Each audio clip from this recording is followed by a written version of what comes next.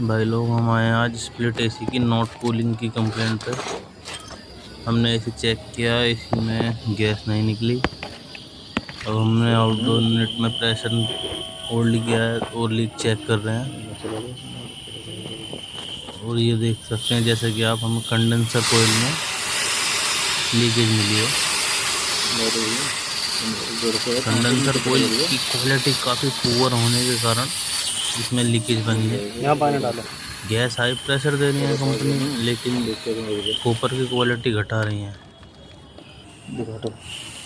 ये देखिए लीक मिल चुकी है हमें।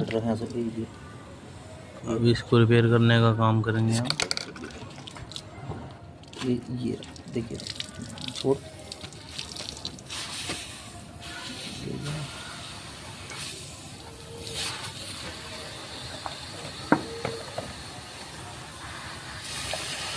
ठीक है।